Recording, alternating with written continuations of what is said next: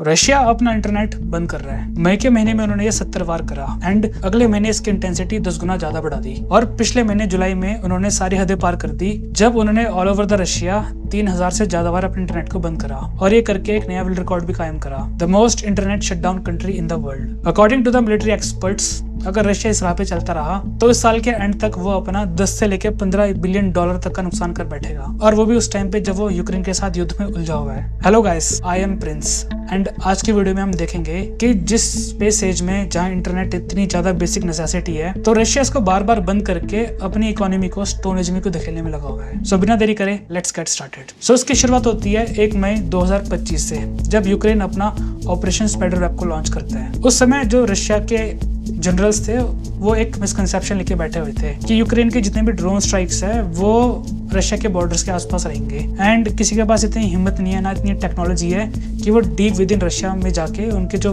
Basis है, air bases है, उनको अटैक करेंगे। बट इस तारीख को ये सब गलत साबित हुआ जब रशिया के 5 मिलिट्री एयर बेसिस जो कि यूक्रेन के बॉर्डर से 4000 किलोमीटर अंदर थे, एक एक करके उनमें धमाका होना स्टार्ट हो जाता है।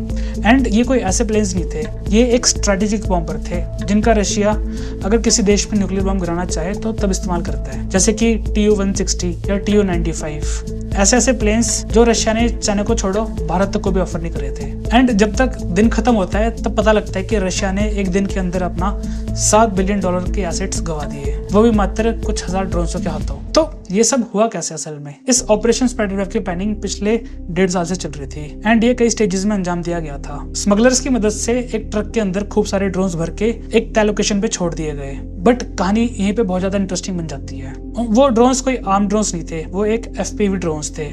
दैट मीन्स उनको एक बंदा पीछे से बैठ कर चला रहा था। एंड यहीं पे यूक्रेन की जो जीनियस है वो सामने निकल कर आती है। जो ऑपरेटर था वो कोई आसपास नहीं था, बल्कि वो उनके देश से बाहर था। बट आपके दिमाग में भी ये बात आ रही होगी कि जो ड्रोन्स है उनकी रेंज इतनी ज्यादा होती नहीं है कि ऑपरेटर्स देश से बाहर बैठ के इसको चलाएगा। तो यहीं पे यूक्रेन की जो जीनियस है वो काम आती है। रशिया ने अपने पूरे देश में जाल फैला रखे हैं 3G एंड 4G नेटवर्क्स के, एंड उन ड्रोन्स के अंदर एक रशियन सिम्स थे जिनको स्मगलर्स की मदद से उसमें डाल के इंस्टॉल करा गया था। एंड जैसे वो ड्रोन एक्टिवेट हुए, उन्होंने रशिया के नेटवर्क का इस्तेमाल करते हुए ना सिर्फ उनके जो प्लेन्स हैं उनको डिस्ट्रॉय करा, बल्कि उसके जो वीडियो भी बनाई थी वो डायरेक्टली यूक्रेन तक सेंड करा। एंड इससे जो एक साइकोलॉजिकल वॉरफेयर है, एक जो नैरेटिव वॉरफेयर है, वो पूरी तरीके से चेंज हो गया। बिकॉज पूरी दुनिया एक हाई डेफिनेशन में देख रही थी कि किस तरीके से जो रशिया के स्ट्रेटेजिक बॉम्बर्स है वो धुआं हो रहा है। एंड सुनने में थोड़ा ट्रेजिक तो लगता है, बट इसके पीछे की जो जीनियस है उसको भी एक अप्लॉज मिलनी चाहिए, क्योंकि ये सारा काम जो हुआ था वो कुछ ही लाख रुपए में हुआ था और ये इतनी ज्यादा एसिमेट्रिक वॉरफेयर थी कि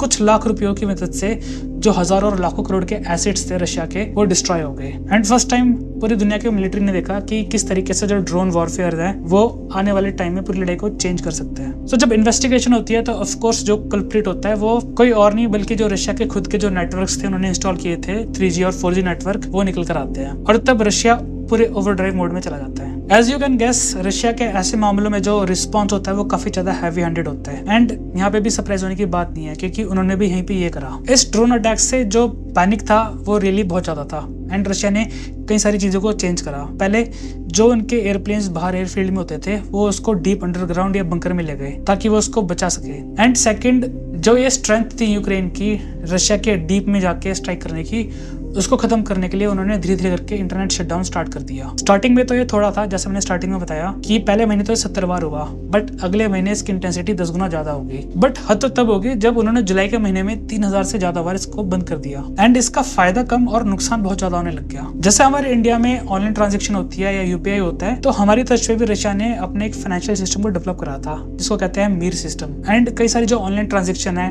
और जो मेडिकल इमरजेंसी होती है, जो डाटा ट्रांसफर होते हैं, वो सारे इंटरनेट की मदद से होते हैं। बट आए दिन क्या हुआ कि जो इकोनॉमी खड़ी की थी रशिया ने, इंस्टेंट पेमेंट की और इंस्टेंट कैश रिसीव की directly from the bank account, ये इफेक्ट होने लगी और जुलाई में ये हद पार होगी। इसका नतीजा क्या हुआ कि जो लोग ग्रोसरीज की लाइन में खड़े होते थे फल सब्जियां लेने के लिए, जब उनके पेमेंट सिस्टम ने काम करना बंद कर दिया तो उसको वहीं पे छोड़ के चले गए। एंड इससे जो एक मारामारी थी कैश की वो दोबारा से बढ़ गई। According to the experts, Russia ने जितनी मेहनत की थी एक कैशलेस इकोनॉमी को बनाने के लिए, वो कई साल पीछे पहुंच गई। बिकॉज जुलाई के अंदर ही जितनी भी कैश की जो एक्स्ट्रा सर्कुलेशन थी वो 26 बिलियन रूबल्स तक पहुंच गई। एंड वी ऑल नो कि अगर इकोनॉमी में कैश ज्यादा होगा तो काफी ज्यादा चांसेस है कि लोग जो उसकी होर्डिंग है, खासकर लड़ाई के टाइम पे जहाँ पे पता नहीं होता कि आपकी जो रोजी रोटी है या फिर आपका जो खाना है वो आपको मिलेगा कि नहीं। एंड सेम केस रशिया के उसमें भी होने लग गया। सबसे ज्यादा जो इफेक्ट हुआ है इसमें तो वो है रशिया के जो रूरल्स, जो गांव वाले एरिया होते हैं। Even though according to the western movies Russia अभी भी आज पिछड़ा देश है, बट बिलीव मी रशिया ने काफी सारा काम करा है अपने इंफ्रास्ट्रक्चर को लेके। ना सिर्फ उन्होंने अपनी जो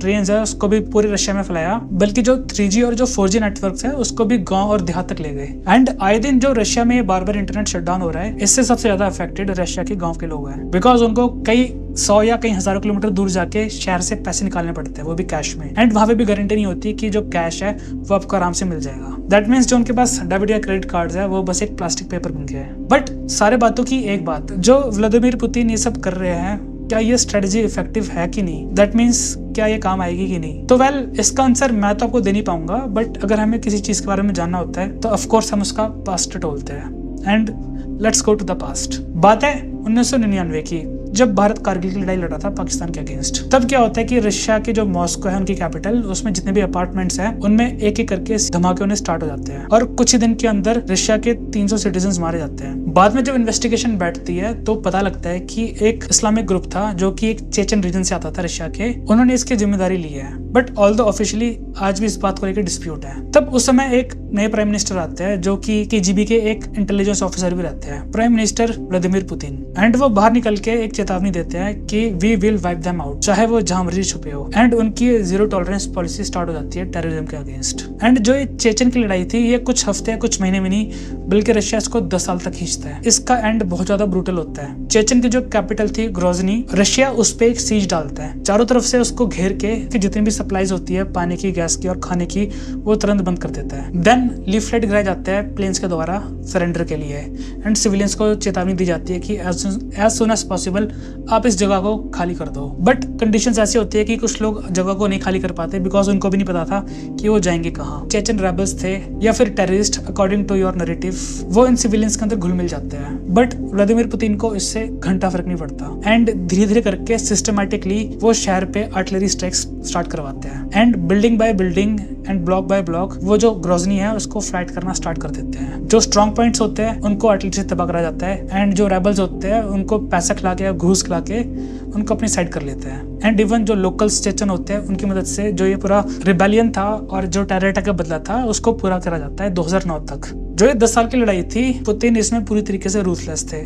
उन्होंने परवाह नहीं मारी कि जो इंटरनेशनल क्रिटिसिज्म है, जो इंटरनेशनल रिएक्शन है या फिर जो ह्यूमन राइट अब्यूजेज है, जैसे कि फॉर एग्जांपल इवन दो उनके कंट्री में जो लोग थे जवान लोग, उनको जानबूझ के घर से उठा के कंस्क्रिप्ट करा गया। इतना कुछ करने के बाद भी एंड में रशिया जीत जाता है एंड वहाँ पे एक जो पपेट रजीम है उसको इंस्टॉल कर देता है। सो हम आते हैं वापस 2021 में। कुछ सो कॉल्ड एक्सपर्ट्स के अकॉर्डिंग जो ये यूक्रेन की लड़ाई है ये रशिया को बैंकरप्ट कर देगा या फिर पुतिन इसको हार जाएंगे। अपने फेस को बचाने के लिए वो सीज फायर का भी एग्रीमेंट कर देंगे।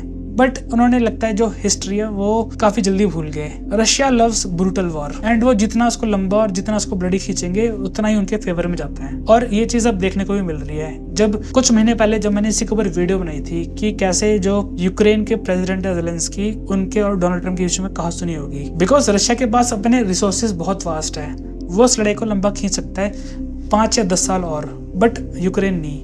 इवन तो स्टार्टिंग में कई सारी कंट्रीज हेल्प करने आई थी और इतनी ज्यादा बिलियंस ऑफ डॉलर की मदद भेजी थी जितना इंडिया का बजट भी नहीं है, बट तब भी जो जीत है वो कहीं दूर दूर तक नजर नहीं आ रही। और अब तो ये एलिगेशंस लगने लगे हैं ज़ेलेंस्की के ऊपर कि वो लड़ाई को जारी रखना चाहते हैं ताकि वो पावर में बने रहे। वेल अब तो ये आने वाला टाइम बताएगा, क्योंकि अब डायरेक्टली ट्रम्प और पुतिन की जो मुलाकात है वो लास्का में स्टार्ट हो चुकी है एंड मैं उसके ऊपर जल्दी एक वीडियो लेकर आऊंगा। इससे पहले मैं वीडियो को एंड करूं, मेरा आपसे एक सवाल है कि जो रशिया इतना हैवी हैंडेड तरीका इस्तेमाल कर रहा है अपने सिटीजन्स के ऊपर, इंडिया ने ये सब क्यों नहीं करा जब ऑपरेशन सिंदूर चालू था? पाकिस्तान से काफी सारे ड्रोन्स आ रहे थे एंड इवन बड़े शहर जैसे अमृतसर के गोल्डन टेम्पल या फिर इंडिया के जो कैपिटल है उसको टारगेट करने की कोशिश करी गई थी। वी ऑल नो कि हम कैसे इंटरनेट पर मोबाइल फोनों पर चिपके हुए थे, न्यूज देख रहे थे। Let me know in the comment section, मैं आपके कमेंट्स हमेशा पढ़ता हूँ। तब तक के लिए जय हिंद एंड गुड बाय।